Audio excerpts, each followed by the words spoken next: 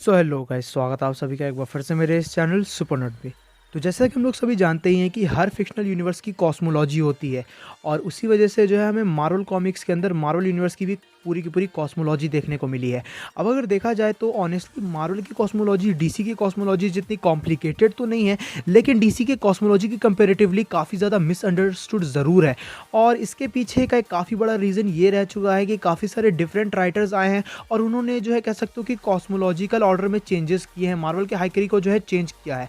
But in सभी चीज़ों को अगर साइड रखें तो आज की इस वीडियो में जो है हम लोग बात करने वाले हैं मार्वल की कॉस्मोलॉजी के बारे में। ये एक एक्सप्लेनेशन वीडियो होगी जहाँ मैं ट्राई करूँगा कि मैं मार्वल की कॉस्मोलॉजी के बारे में तुम्हें कंप्लीटली एक्सप्लेन करूँ।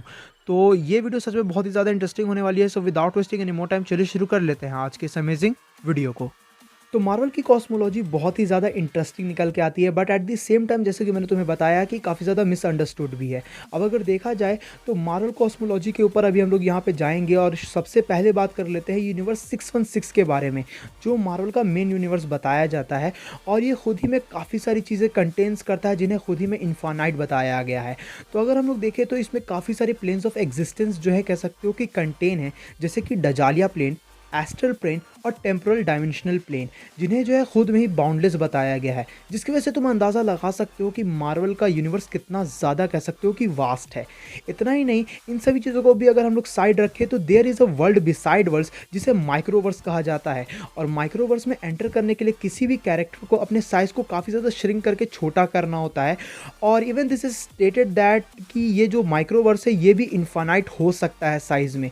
और ये जो चीज़ मैंने अभी तुम्हें बताई, ये सभी मार्वल 616 यूनिवर्स का पार्ट है। लेकिन अगर हम लोग मार्वल 616 के ऊपर आएँ तो और भी काफ़ी सारी चीज़ें हैं, जैसे कि there are many realities, universes as well as timelines, जो मार्वल मल्टीवर्स का पार्ट है।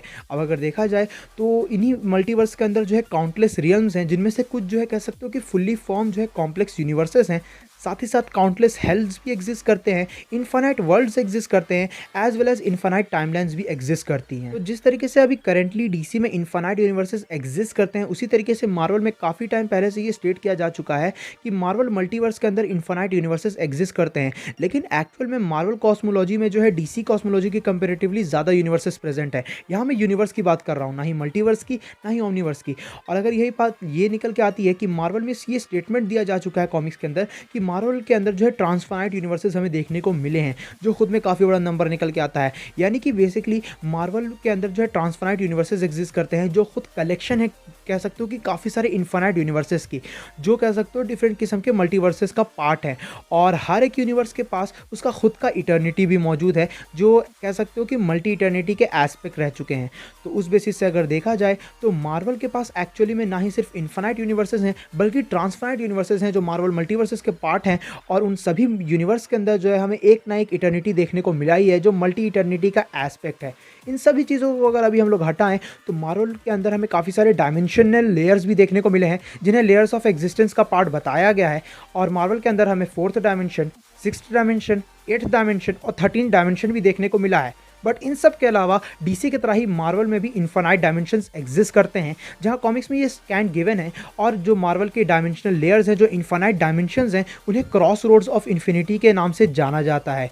इतना ही नहीं, मार्वल के कुछ डायमेंशंस ऐसे भी हैं जो मार्वल मल्टीवर्स के आउटसाइड एग्जिस्ट करते हैं, जो मार्वल ओमनीवर्स का पार्ट है। और बियॉन्डर ने भी जो है कह सकते हो कि एंडलेस डायमेंशनल लेयर को एक दूसरे के ऊपर चढ़ते हुए देखा है, जिसकी वजह से हमें यह पता चलता है कि मार्वल के अंदर तो ट्रांसफाइनाइट यूनिवर्सेस मौजूद हैं ही, कह सकते हो कि कई हद तक इन्फानाइट मल्टीवर्सेस भी हैं, लेकिन साथ ही साथ इन्फानाइट नंबर ऑफ डायमेंशंस भी हमें देखने को मिले हैं। अब बेसिकली ये कंसिडर किया जाता है कि जो कॉस्मोस है वो एक्चुअली में एक इमेनेशन है एक सिंगल सोर्स का, और उसी सिंगल सोर्स के कारण जो है कह सकते हो कि ये सभी एक्सटेंशन होते हैं। ये सभी जो यूनिवर्सेस हैं, जो मल्टीवर्सेस हैं, वो डायमेंशंस हैं, वो आपस में इंटरकनेक्टेड हो पाते हैं। अगर देखा जाए तो इन सभी के बाद जो है हम लोग कह सकते हो कि हायर प्लेन्स के बारे में बात करेंगे, जो बहुत ही ज़्यादा अमेजिंग होने वाला है, जिसमें सबसे पहला नाम निकल के आता है स्टार चैम्बर का। अब अगर देखा जाए तो जो स्टार चैम्बर है वो एक्चुअली में एक कॉस्मिक कोर्ट हाउस है, लिविंग ट्राइब्यूनल के सर्वेंट्स और उसके लॉस का। इसके बाद आता है ओवर स्पेस, जो कह सकते हो कि सभी रियलिटीज़ के अपार्ट है, अबव ऑल रियलिटीज़ है। और साथ ही साथ यही जो है मार्वल के कॉस्मिक एंटिटीज़ का रियल माना जाता है, और ओवर स्पेस और स्टार चैम्बर के बीच में ही फार श्योर एग्जिस्ट करता है। इसके बाद जो है सुपर फ्लो आता है। अगर देखा जाए तो सुपर फ्लो एक्चुअली में इंफॉर्मेशन है जो कह सकते हो कि मार्वल मल्टीवर्स के मैनिफेस्टेशन के कई हद तक बियॉन्ड है। साथ ही साथ ये रियलिटीज़ के बीच का स्पेस है। और अगर देखा जाए तो सुपर फ्लो भी कह सकते हो कि थोड़ा बहुत कंफ्यूजिंग टॉपिक निकल के आता है। इसके बाद आता है एक्सोस्पेस। अब अगर देखा जाए तो एक्सोस्पेस जो है वो एक्चुअली में आउटसाइड का एज है, खुद में आउटसाइड नहीं है। बहुत से लोग इसे आउटसाइड से जो है कह सकते हो कंफ्यूज कर देते हैं, जबकि एक्सोस्पेस एक्चुअली में एब्सोल्यूट आउटसाइड आउटसाइड नहीं है। ये कह सकते हो कि काफ़ी डिफरेंट चीज़ है। इसी के बाद हमें आउटसाइड देखने को मिला है, और आउटसाइड जो है मार्वल ओमनीवर्स का मैनिफेस्टेशन है। अब अगर देखा जाए तो इसके बियॉन्ड कोई भी स्पेस एग्जिस्ट नहीं करता है। इसके बियॉन्ड वो चीज़ें हैं जिनके बारे में तुम लोग जल्दी जानोगे। और आउटसाइड जो है कह सकते हो कि मार्वल ओमनीवर्स का मैनिफेस्टेशन या कहो रिप्रेजेंटेशन है। Then there is Yggdrasil. अब अगर देखा जाए तो यिग्द्रिसिल का टॉपिक काफ़ी ज़्यादा कॉम्प्लिकेटेड निकल के आता है, क्योंकि कॉमिक्स में कई जगह पे इसे जो है क्वांटम मेटावर्स के तौर पे दिखाया गया है, जिसे कंप्लीट मेटावर्स तो हम लोग नहीं कह सकते हैं, but at the same time कई जगह पे इसे मल्टीवर्स की रिप्रेजेंटेशन भी कही गई है, जो मेरे हिसाब से तो बिल्कुल गलत है। क्योंकि अगर देखा जाए तो यिग्द्रिसिल के सीड में ही इतनी कैपेबिलिटी है कि वो पूरे मार्वल मल्टीवर्स के रियलिटी को जो है ख़त्म कर सकती है, जिसकी वजह से तुम समझ सकते हो कि यिग्द्रिसिल का ट्रू डेफिनेशन क्या है। वो तो हम लोग अच्छे से नहीं कह सकते हैं, बट अभी के लिए हम इसे एक क्वांटम मेटावर्स जान सकते हैं, या कहो कि क्वांटम मेटावर्स कह सकते हैं। इसके बाद आता है मार्वल के ओमनिवर्सल और हाइपरवर्सल एंटिटीज़, जो कह सकते हो कि मार्वल के सबसे पावरफुल एंटिटीज़ हैं, जहां हमें the Never Queen, the First Firmament और लिविंग ट्राइब्यूनल जैसे कैरेक्टर्स को हम लोग कह सकते हो कि इस क्राइटेरिया में इंक्लूड कर सकते हैं। और then there is the house of ideas. House of idea के बारे में मैंने एक सेपरेट वीडियो बना रखी है, तुम चाहो तो वो वीडियो जाके देख सकते हो, link is in the description. ये सभी रियलिटीज़ का कोर है, और ये वन अबव ऑल जो मार्वल का सुप्रीम गॉड है उसका ड्वेलिंग स्पेस निकल के आता है। And then there is absolute nothingness, जिसे हम लोग ट्रू नथिंगनेस भी कहते हैं, यानी कि the space of the true oblivion, the true form oblivion, जिसके हमें मल्टीवर्सल और यूनिवर्सल एस्पेक्ट्स भी देखने को मिल चुके हैं। और तुम लोग सभी जानते हो कि ट्रू फॉर्म ऑब्लिवियन के ऊपर क्या एग्जिस्ट करता है, यानी कि द वन अबव ऑल, जो मार्वल का सुप्रीम बीइंग है, और कह सकते हो कि उसका एस्पेक्ट द फल्क्रम, जो कह सकते हो कि ये दो कैरेक्टर्स निकल के आते हैं कि मार्वल मल्टीवर्स या कहो मार्वल ओमनीवर्स या कहो मार्वल कॉस्मोलॉजी के एंडिंग है।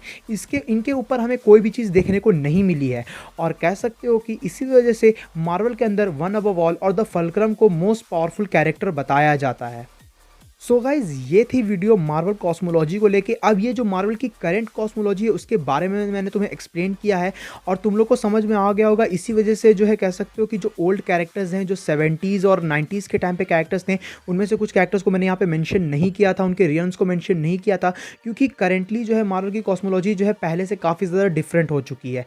सो आई होप सो कि तुम्हें ये वीडियो पसंद आई होगी, काफ़ी ज़्यादा इन्फॉर्मेटिव लगी होगी। तो अगर वीडियो पसंद आई तो इस वीडियो को अपना थम्स अप देना, अपने दोस्तों के साथ शेयर करना, और चैनल पर कहीं से भी नए आ गए हो तो चैनल को जरूर से सब्सक्राइब कर लेना। तुम लोग मुझे इंस्टाग्राम और ट्विटर पे फॉलो कर सकते हो, जिसके लिंक्स नीचे डिस्क्रिप्शन में तुम्हें मिल जाएंगे। मैं मिलता हूं तुमसे ऐसे ही किसी नेक्स्ट वीडियो में। Till then bye, stay tuned, stay awesome.